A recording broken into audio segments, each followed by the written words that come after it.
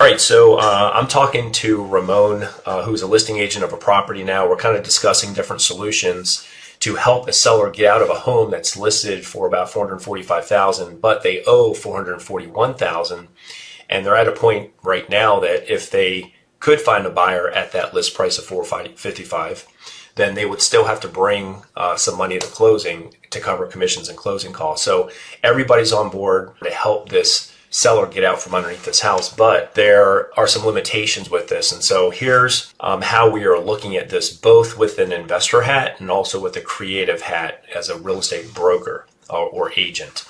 So the first thing we look at is there a cash offer we can make to buy a property from an investor's perspective? Now that typically works best for sellers who are in urgent situations. Their houses need a lot of work, and they can't do a traditional listing, and the property is not bankable.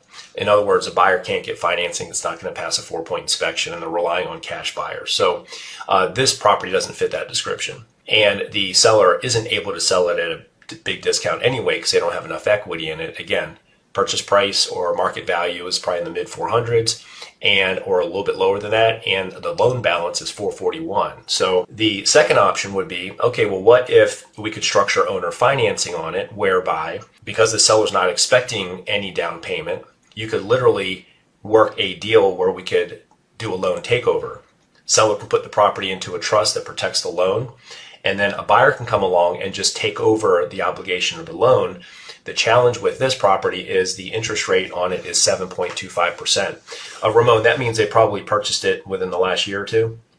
Yes, that's correct. Okay, so yeah, it was a recent purchase. Pretty much, guys, anything that was purchased with a low down payment loan, that's USDA, FHA, 5% conventional, VA loan, anything that's purchased with a high leverage loan in the last 2 years, all of 23, all of 24, is 100% right now.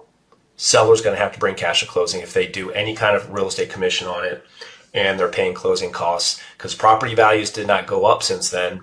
If anything, they went down, and the mortgage balances, unless they did some kind of crazy improvement on the property and bought it at a discount, those properties are upside down right now.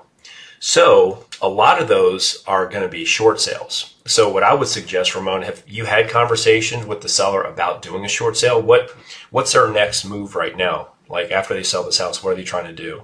So here's a situation with the seller is, like Ramon said, divorce scenario, and they're bleeding out in two ways. They're bleeding out, chasing the market down, and they're going to have to continue to do price reductions.